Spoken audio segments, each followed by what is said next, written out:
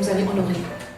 الوغ الفكره هي حقيقه هي فكره منذ سنوات، وهي كان هذه الفكره هذه بحكم ان من مدينه وجده. دوك انا من الصغر ديالي وانا في جمعيات عديده للطرب الغرناطي، وفي مدينه وجده كما كتعرفوا هما مجموعات اللي كنديروا العزف واللي كنديروا الغناء.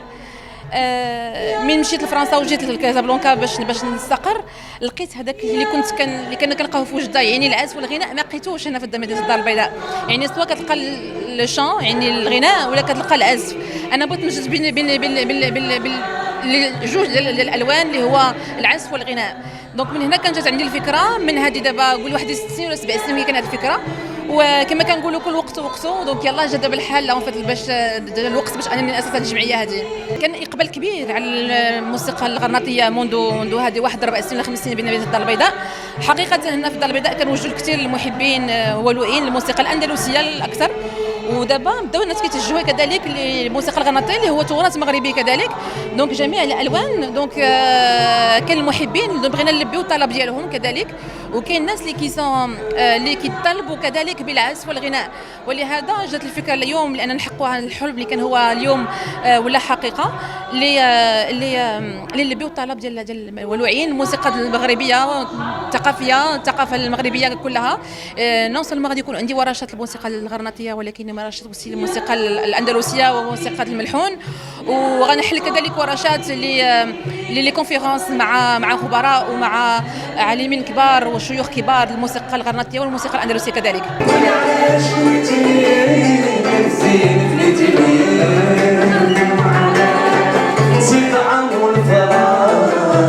في وجده عندنا مدارس ديال الغرناطي، وانا جد مسرور ان هذا الشيء اللي كان عندنا في وجده دابا كنشوفوه في الدار البيضاء.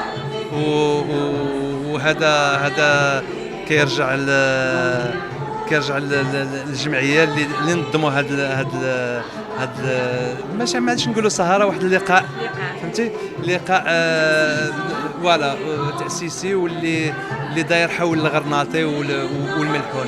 بالنسبه للطرب الغرناطي حنا كنعرفوا بلي الدار البيضاء ولا كازا كما حنا كنقولوا في وجده الغرب، يعني توسكي كازا ربا هذاك. الغرناطي ما كانش بزاف، الغرناطي حدو وجده، ولكن مزيان ان المغرب يكون فيه الغرناطي كما عندنا الآلة وعندنا الملحون. أنا كنتواجد في هذه الأجواء الجميلة جدا لتدشين جمعية بياسين.